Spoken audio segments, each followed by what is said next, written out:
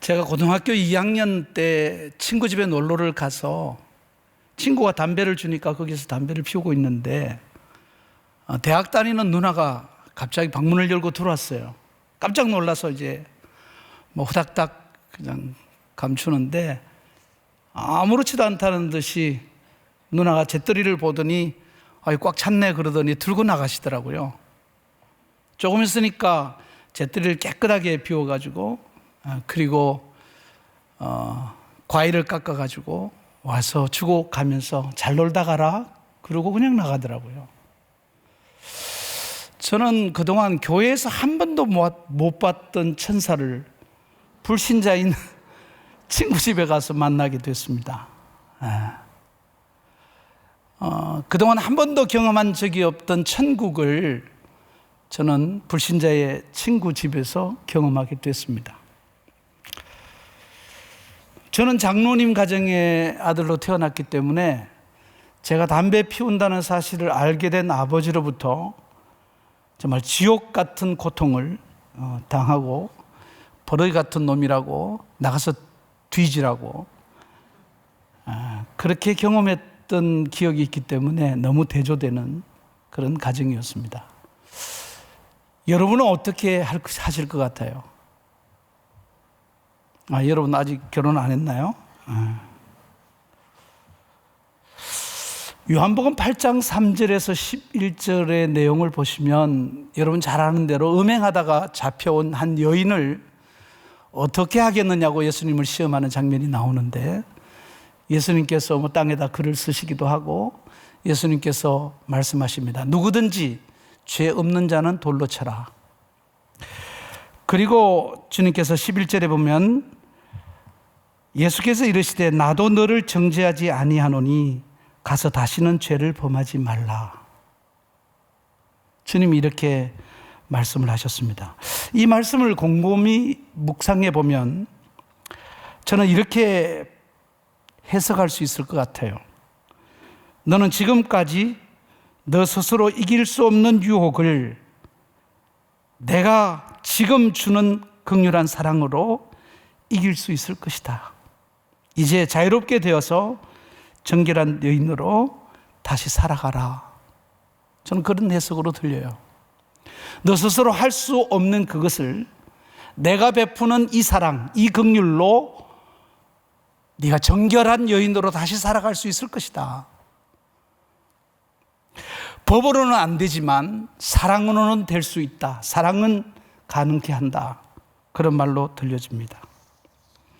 아버지의 매는 저를 고치지 못했습니다. 저는 고등학교 시절에 학교에서 유명한 고위험군에 속하는 불량배였습니다. 제가 고등학교 3년 다니면서 퇴학 권고를 4번 먹었거든요. 아무도 못 고쳤습니다. 그런데 제가 대전에서 술 장사를 할 때 주님을 만났어요. 저는 이상한 데서 하나님을 만나는데 술집에서 만났어요. 근데 그 사랑이 저를 목회자 되게 했습니다.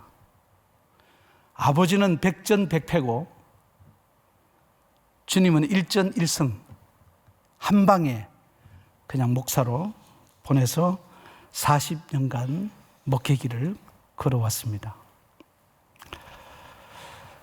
여러분들 사도행전에 나타나는 초대교회가 성령이 임함으로 인해서 굉장한 변화를 경험하죠. 우선 방언을 통해서 이방인들이 하나님의 말씀을 알아듣게 되는, 그래서 모든 사람의 소유를 팔아 각자 필요로 하는 사람들이 가져다 쓰는 그런 공동체가 됐습니다. 가장 이상적인 공동체죠. 초대교회로 돌아가자는 이유가 거기에 있죠. 우리도 그런 교회에 있으면 다니고 싶죠. 근데 그런 교회가 얼마나 갔을까? 그런 사랑이, 그런 능력이 얼마나 갔을까? 6장에 가면 깨지죠. 왜요? 구제 문제로 헬라파 유대인과 히브리파 유대인, 이거 사람 차별하는 것, 이건 공동체를 다 깨버립니다. 그걸로 인해서 7 집사를 세우지만 스데반 집사님은 구제하는 게 아니라 전도하다가 돌아가시죠. 그 일로 초대교회는 흩어지죠. 오늘 여러분이 야고보서를 펴보면 하나님과 주 예수 그리스도의 종 야고보는 흩어져 있는 12지파에게 문안한다 그랬어요. 이 야고보는 예수님 동생이죠. 그리고 초대교회를 맡았던 담임 목사님이시죠. 지금 그 교인들을 향해서 이 서신을 쓰고 있는 겁니다. 불과 몇 년 만에 초대교회는 박살이 났습니다. 그렇게 생각해 보면 오늘 우리 주변에 있는 교회들이 온전하게 세워져 가고 있는 것인가 하는 질문을 강하게 하지 않을 수가 없어요. 초대교회와 같은 그런 능력, 그런 은혜, 그런 사랑, 이 세상에 존재할 수 없는 공동체가 불과 얼마 되지 않아서 깨집니다. 거기는 베드로와 바울과 야고보와 같은 정말 기라성 같은 목회자들이 말씀을 증거하고 목양을 감당하는 그런 교회였지만은, 그러나 인간이 가지고 있는 그 죄성으로 인해서 그 자신의 모든 소유를 팔아주던 사람들이 얼마 되지 않아서 자기 팔을 챙기는, 그래서 갈등이 일어나면서 교회가 깨어지는 일을 경험하게 됩니다. 저는 오늘 제목을 여러분들이 주보를 보시면은 오늘 있는 그 말씀, 긍휼은 심판을 이기고 자랑하느니라고 말씀하신 이 말씀대로 심판을 이기는 긍휼이라고 제목을 정했습니다. 배경은 공동체 얘기를 하려고 합니다. 여러분들 지금 이 코로나 시대를 경험하면서 오늘 이렇게 많이 나오셨지만은, 그러나 여러분들이 한 2년 동안 집에서 SNS를 통해서 여러분들은 예배를 드리는 그런 일에 익숙해져 가고 있었습니다. 제가 섬기는 교회에 젊은 집사님, 안수 집사님들 제가 가서 만나서 티타임을 하면서 물어봤어요. 오늘 교회를 왜 왔느냐 그랬더니 목사님 오신다고 그래서 왔다고 그러더라고요. 그건 아니고, 아니 충분히 집에서 예배를 드릴 수 있는데 그동안 예배 드리는 거 좋지 않냐 그랬더니 목사님 좋았다. 우리 교회 예배뿐 아니라 다른 교회 예배도 들어가서 보고 예배 어떨 땐 2번, 3번 드립니다. 은혜 많이 받습니다. 이렇게 얘기를 하더라고요. 그럼 오늘 왜 왔느냐고. 집에서 SNS를 통해 가지고 얼마든지 예배할 수 있는데 왜 왔냐고. 교회 오는 목적이 예배뿐이냐고 물었더니 대답을 못 하더라고요. 그래서 제가 얘기했어요. 교회 오는 중요한 목적 중에 하나, 예배 못지않게 중요한 것이 공동체, 성도의 교제이다. 성도의 교제를 위해서 우리는 교회로 와야만 하고, 우리는 그런 교회, 정말 가고 싶은, 내가 외로울 때, 문제가 있을 때, 내가 정말 아플 때, 내가 정말 궁금할 때, 내가 정말 아쉬울 때, 정말 여기만 가면 내가 해결받을 수 있다는 그런 기대를 줄 수 있는 공동체가 되어 있어야 한다. 그것이 교회를 세우는 목적이다. 여러분들이 사도신경에서 어떻게 외우죠? 하반부에 가서 어떻게 해요? 거룩한 공예와 성도가 서로 교통하는 것과, 공동체의 교제가 살아 있어야만 그건 교회로서의 구실을 다하는 것이죠. 그 공동체를 가장 성경적인 교회로 유지해가고 개혁되어가고 모든 사람들의 안식처가 되고 우리의 참된 영혼의 천국을 이룰 수 있는 핵심적인 엑기스는 바로 긍휼이라는 것입니다. 십자가에는 더블 이미지가 있죠. 2가지의 이미지가 있습니다. 하나는 죄에 대해서 분노하시는 하나님의 이미지, 아들을 십자가에 처절하게 못 박아 죽여야 할 만큼 죄에 대해서 분노하시는 하나님의 이미지와, 또 하나는 죄인들을 구원코자 하는 하나님의 사랑에 근거하신 긍휼하심, 내 아들을 희생시켜서라도 너희들을 구원해야 되겠다고 하는 그 주님의 뜨거운 긍휼이 십자가의 이미지로 살아있습니다. 오늘 여기 본문의 말씀을 보면 이렇게 말합니다. 너희는 자유의 율법대로 심판받을 자처럼 말도 하고 행하기도 하라.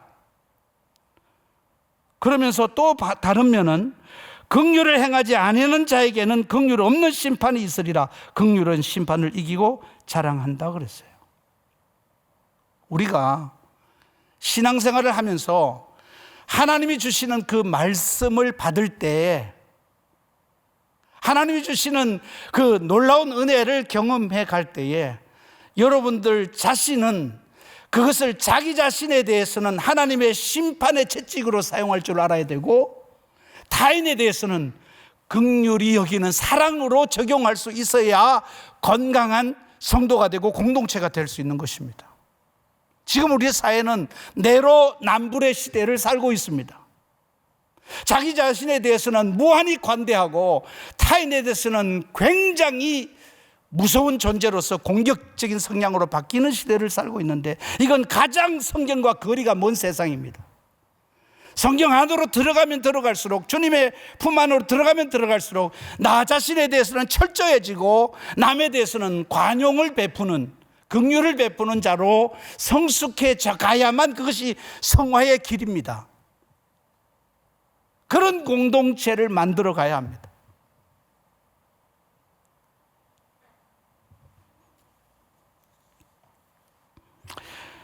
오늘 저는 이 본문의 말씀 앞에 있는 1장에서 몇 가지를 찾아서 긍휼을 베풀며 사는 자는 이것이 다릅니다.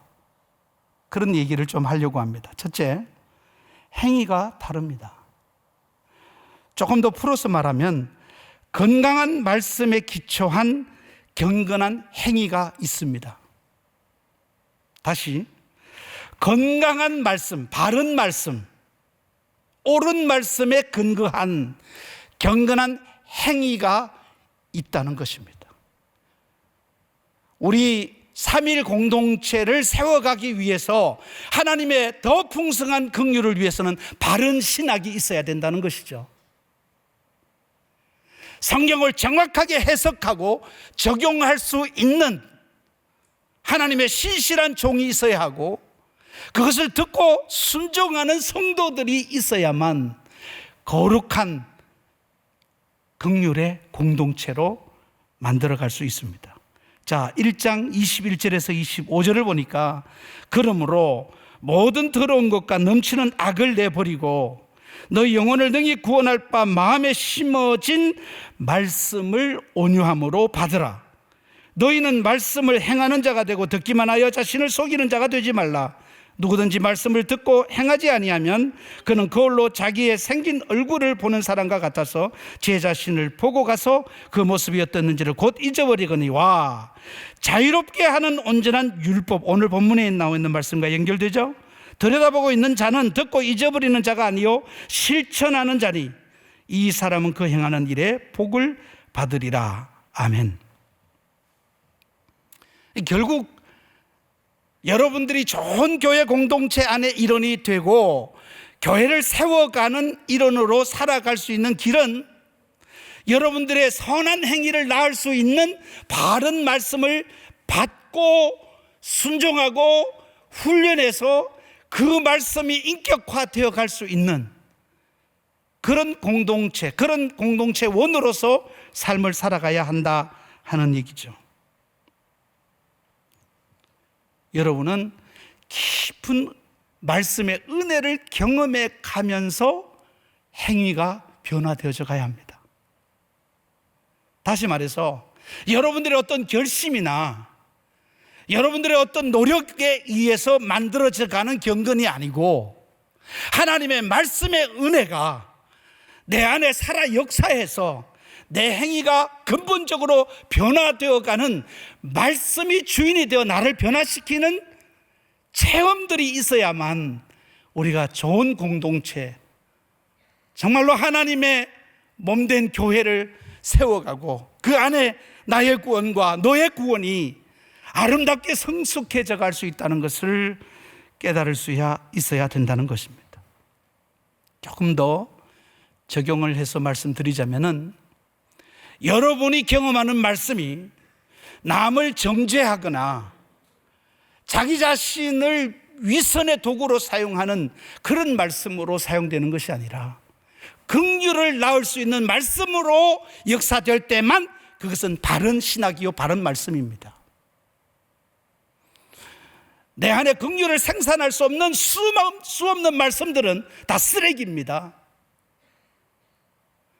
내 안에 다른 사람을 보면 눈물이 나고 다른 사람을 보면 사랑할 수밖에 없는 마음이 생기고 나 자신 때문에 미안해지고 나 자신으로 인해서 혹시 상처받지 않을까 두려워하는 마음을 갖게 되는 긍휼한 마음이 말씀의 경험을 통해서 빚어져 가야만 그게 정상적인 성도요 정상적인 교회 공동체가 될 수 있다는 것입니다. 나는 말씀을 통해서 나를 죽이고 다른 사람을 살릴 수 있는가? 말씀으로 나는 죽고 그리고 다른 사람은 살아나는 그런 일들을 경험할 수 있는가? 질문해 보셔야 된다는 거예요. 두 번째, 언어가 다릅니다. 언어가 다릅니다. 조금 불어서 말하면 사람을 살리는 말을 하고 세상을 회복하는 언어를 가지게 된다는 겁니다. 1장 26절, 야고보서 1장 26절에 누구든지 스스로 경건하다 생각하며 자기 혀를 재갈 물리지 아니하고 자기 마음을 속이면 이 사람의 경건은 헛것이라. 야고보는 5장밖에 되지 않는 짧은 서신을 썼지만 3장 전체를 말에 대해서 쓸 만큼 성도의 경건에 있어서 공동체의 경건에 있어서 절대적인 영향을 끼치는 것은 말이라는 것입니다.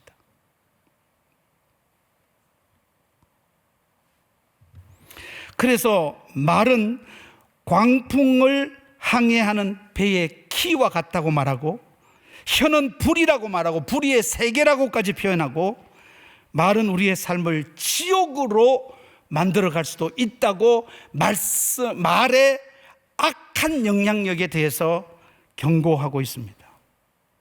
말, 제가 굉장히 좋은 문장을 하나 알게 됐는데요. 말이 내 혀 안에 있을 때는 나의 종이지만 말이 내 혀 밖으로 나가면 말이 나를 종으로 삼는다. 내가 내뱉지 않는 말에 대해서는 내가 컨트롤을 할 수 있지만 내가 내뱉어버린 말은 나를 종으로 끌고 간다는 것이죠.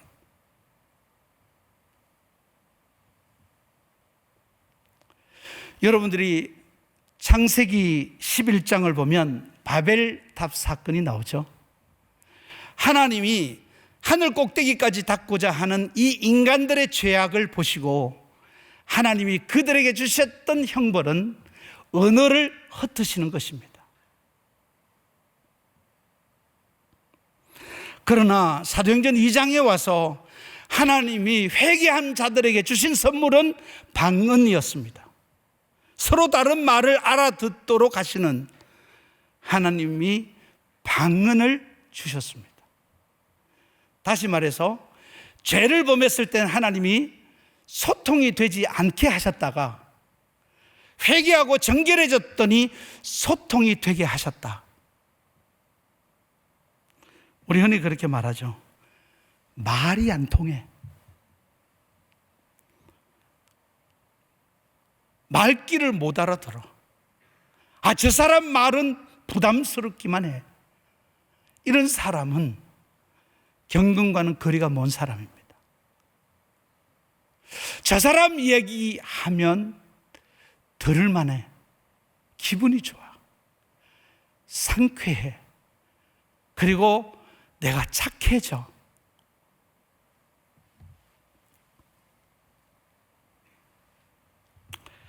사람들은 내가 말을 하면 내가 주인공이 될 수 있다는 생각을 합니다. 그렇지 않습니다. 말은 듣는 말이 있고 하는 말이 있어요. 말의 힘은 듣는 데 있습니다. 이병철 회장이 셋째 아들인 이건희 씨를 회장으로 세운 이유를 기자들이 물으니까 이렇게 말했습니다. 쟤는 들을 줄 알아. 사람의 말을 들을 줄 알아. 여러분들 사도행전 2장 11절에 보면 방언으로 사도들이 설교할 때 사람들은 11절에 다 우리가 각 언어로 하나님의 큰 일을 말함을 듣는다고 말합니다. 이 언어는 듣는 언어와 말하는 언어로 나눌 수도 있습니다. 가능하면 듣는 자가 되어줘야 좋은 공동체를 만들어갈 수 있습니다. 야고보 1장 19절에 내 사랑하는 형제들아 너희가 알지니 사람마다 듣기는 속히 하고 말하기는 더디하며 성내기도 더디하다. 잠언 10장 19절 말이 많으면 허물을 면하기 어려우나 그 입술을 제어하는 자는 지혜가 있느니라. 누가복음 1장 20절에서 25절을 보면 보라 이 일이 되는 날까지 네가 말 못하는 자가 되어 능히 말을 못하리니 이는 네가 내 말을 믿지 아니함이거니와 때가 이르면 내 말이 이루어지리라 하더라. 이 사가랴 얘기죠. 하나님이 어마어마한 일을 그 집에 요한이라는 아들을 주시기 위해서 하셨던 일은 말 못하게 하는 것. 제가 이걸 읽을 때마다 여러분들 야구선수 장효조 알죠? 여러분 모르시는군요. 세대 차이가 있군요. 한국의 레전드입니다. 야구선수로서는 거의 평균 4할 때 치는 프로선수였어요. 저하고 중학교 동기 동창입니다. 이 세상에는 너밖에 친구가 없다고 할 만큼 저하고 친한 친구입니다. 이 친구는 불자 중에 불자입니다. 그런데 아들 하나를 낳았는데 그 아들이 지금 선교사입니다. 장의재라는 선교사인데요. 하여튼 제가 전도하고 기도하고 수없이 했지만 하나님께서 결혼을 통해서 권사님 딸하고 결혼해서 아이 하나를 낳았는데 이 아이가 고등학교 2학년 때 말문을 닫아버린 겁니다. 좋다는 병원 다 갔지만은 이 아이는 말할 수 없다는 판정만 받았습니다. 갈 데가 없으니까 아들을 데리고 서원 기도하러 기도원에 올라갔습니다. 의지야, 하나님이 우리 기도를 들으시고 입을 열어주시면 너 목사 돼야 된다. 기도하자마자 말문이 열려버렸습니다. 이럴 때는 아멘 해도 전혀 지장이 없습니다.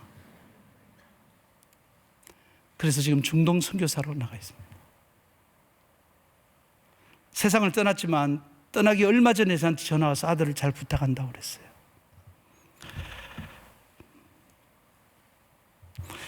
여러분, 하나님이 그 가정에 주신, 그 아들에게 주신 가장 큰 선물은 말을 못하게 하시는 것. 그것을 통해서 하나님은 어마어마한 하나님의 세계를 열어주셨습니다. 여러분들, 침묵하면 기적을 볼 수 있습니다. 그러나 떠들면 망할 수 있습니다. 여러분들을 교회 안에는 들어주는 자가 많아야 합니다. 들어줘요. 그러다 귀 꼭 막고 여러분들 그냥 신경 안 쓰고 나는 그냥 그게 아니라 호응해주고 인정해주고 받아주고 그게 긍휼입니다. 여러분들은 듣는 언어에 익숙한 성도들이 되시기를 축복합니다. 세 번째로는 관계가 다릅니다. 관계가 다릅니다. 첫째, 말씀이 다르고요. 둘째는 언어가 다르고요. 셋째로는 관계가 다르다. 이것은 사람을 차별하여 대우하지 않는다. 제가 그랬죠. 초대교회가 그렇게 훌륭했던 교회가 그렇게 파별로 나누어져 가지고 교회 안에 고통을 주는 교회로 변질되었습니다. 야고보 1장 27절에 이렇게 말합니다. 하나님 아버지 앞에서 정결하고 더러움이 없는 경건은 곧 고아와 과부를 그 환난 중에 돌보고 또 자기를 지켜 세속에 물들지 아니하는 그것이라 그랬어요.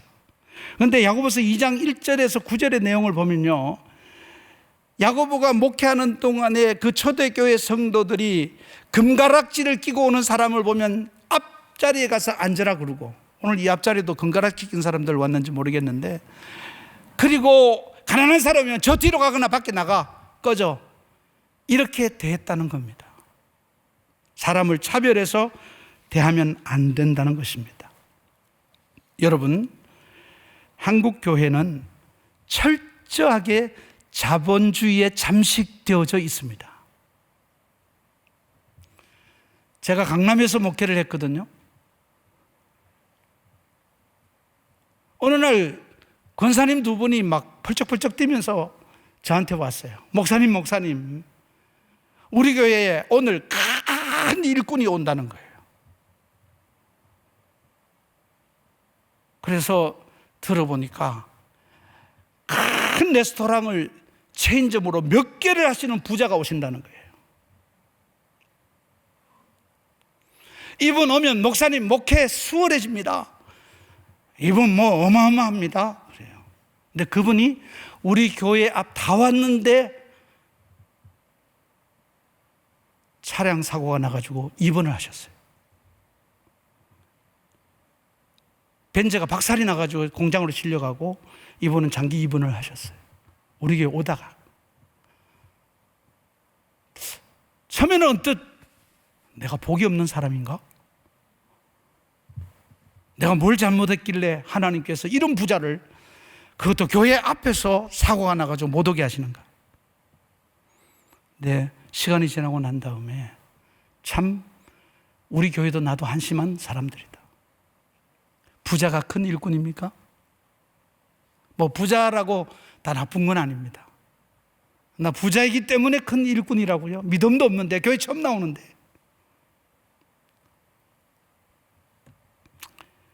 자본주의의 창시자라고 할 수 있는 아담 스미스는요, 세상은 인간의 이기심 덕분에 돌아간다, 발전한다, 이렇게 얘기를 했습니다. 그래서 자본주의를 기반으로 한 상업사회를 옹호하면서도 그는 자본주의가 인간의 도덕과 행복에 미칠 악영향에 대해서도 깊이 우려하는 도덕 철학자이기도 했습니다. 그래서 그는 이렇게 말합니다. 인간이 천성적으로 자기 안위를 최우선으로 생각하도록 만들어졌지만 자기 안위를 위해서는 다른 사람들의 행복이 반드시 전제되어야 한다고 말했습니다. 내가 정말로 만족한 삶을 살기 위해서는 다른 사람을 돌봐야 된다는 겁니다. 다른 사람이 잘 돼야 나도 행복한 것이지, 나 혼자 잘 된다고 행복하는 것이 아니다. 사람을 차별해서 대하면 안 되고, 다른 사람들이 더 나보다 훌륭하게 살아갈 수 있도록 도와주면서 성숙해져 가야지 자본주의는 성공할 수 있다. 그래서 자본주의는 천민자본주의와 청교도적 자유주의로 나눌 수 있습니다.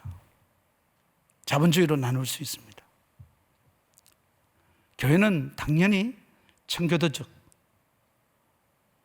내가 가지고 있는 이 부와 재능과 이 모든 것이 다른 사람의 몫의 일부라는 걸 잊으면 안 되는 것입니다. 좋은 공동체가 되어가기 위해서는 내가 가지고 있는 것이 다 내 것이 아니고 내가 도와줄 수 있는, 도와줘야만 하는 그런 사람들의 몫이 함께 있기 때문에 언제나 부담을 가지고 낮은 사람, 가난한 사람, 불행한 사람들의 친구가 되어주고 디딤돌이 되어줄 수 있는 생각을 가지고 살아가야만 건강할 수 있습니다. 이번 베이징 동계올림픽에서 미국 스피드 스케이팅 500m인가요? 거기에 흑인 여성이 우승을 했습니다. 잭슨이라는. 그런데 미국에서 예선을 치를 때 잭슨이 컨디션이 좋지 않아가지고 3위를 하는 바람에 2명밖에 갈 수 없는 티오를 받지 못했습니다. 거기에서 1등 했던 사람은 브리트니 보라고 하는 여자였습니다.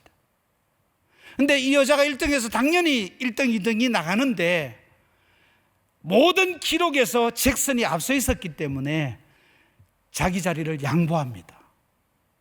그리고 이번 대회에서 나가서 잭슨이 우승을 하고 자기는 16등을 했습니다. 그러나 두 사람 다 금메달 감입니다. 미국은 되는데 우리는 될까? 회의적인 면이 많죠. 미국은 베이스가 청교도적인 사회입니다. 의식하든 의식하지 않든 그 사람들은 나눔, 나보다 더 나은 사람을 인정하기도 하고 나보다 못한 사람을 껴안고 가는 사회적인 풍토가 이루어져 있기 때문에 자본주의가 이상하게도 망하지 않고 있다는 겁니다. 수백 년 동안. 그것은 기독교 신앙의 공동체로 출발했기 때문에 그렇습니다. 여러분, 이 삼일교회는 한국에서 가장 희망을 주는 교회입니다. 나누고 낮은 곳으로 흐르는 데 있어서는 타의 추종을 부러워하는 교회이기 때문에 얼마나 감사한지 몰라요. 저는 깜깜한 어둠 속에 여러분이 한 줄기 빛같이 보였어요. 그래서 저는 친구도 여러분도 사랑합니다. 말씀을 맺도록 하겠습니다. 지금 미국에서 가장 영향력 있고 가장 성장하는 교회 담임 목사님이 앤디 스탠리라는 젊은 목사, 이제는 뭐 나이가 좀 들었죠. 이분의 아버지는 찰스 스탠리라고 우리 세대 그 위로는 미국 세계 최고의 설교자입니다. 근데 원래 이 아들은 목사가 되고 싶은 생각이 없는데 고등학교 다닐 때쯤에 아버지가 예배 중에 광고를 하는데 오늘 예배가 마쳐지면 우리 교회 앞으로 동성연애자들의 프레이드가 지나가게 되는데 우리 다 피켓을 들고 시위에 동참해 주시길 바랍니다. 그리고 우리는 동성연애를 반대한다고 피켓을 들고 나갔는데 그 앞에 있는 감리교회에서는 우리는 동성애자들을 사랑한다고 피켓을 들고 나왔어요. 너무 이상해서 이 학생이 그 목사님을 찾아가서 질문을 했습니다. 우리 아버지는 동성애를 반대한다고 얘기했는데 당신들은 사랑한다고 얘기하는 이유가 뭡니까? 라고 물었습니다. 그때 그 목사님 하시는 말씀이 죄는 미워하지만 우리는 그 사람도 사랑합니다. 충격을 받고 목회자로 결심하고 그 아버지의 교회가 대형 교회였지만 맞지 않고 개척을 시작해서 지금은 거의 10만 명 가까이 되는 교회로 성장했어요. 노스포인트 교회라고 들어보셨을 겁니다. 여러분들이 오늘 우리 함께 예배 드리면서 3.1교회 공동체의 일원이 됐다는 자부심들 다 가지고 있을 겁니다. 더 가셔야 됩니다. 더 훈련돼야 합니다. 더 견고해져야 됩니다. 초대교회도 부서졌으니까요. 안심할 수 없습니다. 아니 어쩌면 여러분들 지금 쓰러져 있는지도 모릅니다. 여러분들 목회자의 한 사람으로서 여러분 교회를 응원하고 기도하고 있습니다. 여러분들이 정말 한국인들이 하나님은 몰라도 3.1교회에 가면 희망이 있다는 그 정도는 알 수 있는 교회로 성숙해 주시기를 기대합니다. 아멘? 이렇게 제한테는 장례식에 온 것 같은 그런 느낌이 들죠. 그런 교회가 되기를 원합니다. 정말 이 주변에 집 없이 돌아다니는 사람들을 품어준다는 얘기도 듣고 있고 여러분들 정말 어려운 형편에 있는 사람, 어려운 기관들을 도와준다는 얘기도 많이 듣고 있고 여러분들 정말 아름다운 얘기들이 3.1교회에서는 나오고 있습니다. 더 나와야 합니다. 더 견고해져 가야 되니까 여러분들 오늘 정말로 긍휼히 여겨서 하나님의 심판을 이길 수 있는 그런 하나님의 놀라운 공동체가 되시기를 축복합니다. 우리 다 자리에서 일어나서 220장 찬송 여러분들이 좀 옆에 있는 사람들을 마음에 담아두고 이 찬송을 불렀으면 좋겠습니다.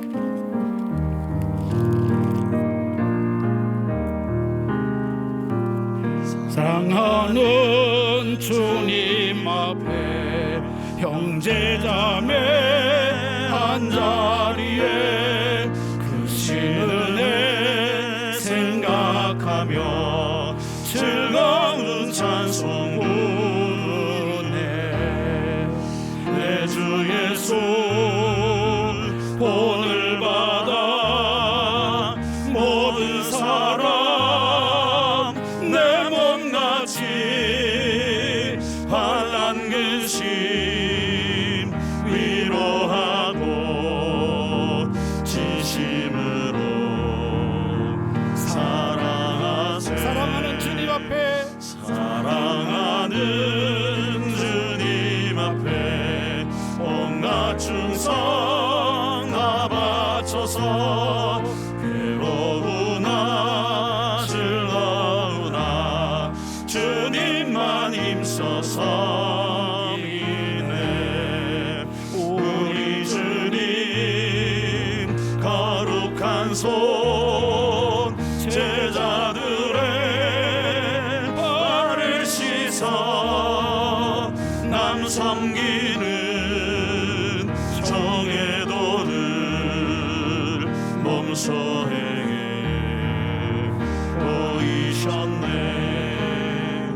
사랑하는 주님 예수 같은 주로 섬기나니 한 피바다 한 몸 이룬 형제여 친구들이여 한 몸같이 친밀하고 마음으로 하나 되어 우리 주님 크신 뜻을 지성으로 준행하세. 아멘. 여러분들 조용히 묵상하면서 기도하시기를 바랍니다. 오늘 주시는 제목의 말씀, 긍휼, 그것이 내 안에 있는가? 그것이 내 뼈의 조직이 되고 내 살이 되어 하나님의 구원의 작품으로 성숙해져 가고 있는가? 나는 독을 마시고 있는 자는 아닌가? 나는 심판하는 자가 아닌가? 돌아보면서 하나님 아버지, 정말 올바른 말씀을 통해서 말씀으로 나를 죽이고 남을 살리는 자가 되게 해달라고, 그리고 내 은혜로 교회를 살리고 공동체를 살리고 모든 사람들을 행복하게 만들어줄 수 있는 듣는 은혜를 허락해 달라고, 그리고 살리는 은혜를 달라고, 그리고 여러분들 사람을 차별하지 않고 나보다 못한 사람, 낮은 사람, 병든 사람, 외로운 사람, 버림받은 사람, 실패한 사람, 그들의 친구가 되게 해달라고, 그런 마음이, 그런 내 모든 가치관이 진리를 따라서 하루하루 한 겹 한 겹 쌓아져 갈 수 있게 해달라고. 그래서 우리 3일의 공동체는 정말 누구나 와서 안식처요 피난처가 될 수 있는 교회가 되게 해달라고, 치유받을 수 있는 교회, 새롭게 다듬어져 갈 수 있는 교회가 될 수 있게 해달라고 여러분들 조용히 하나님 앞에, 그러나 간절히 외치면서 기도하시길 바랍니다. 사랑하는 주님, 내 형제와 자매들이 함께 교회 공동체로 살아가고 있습니다.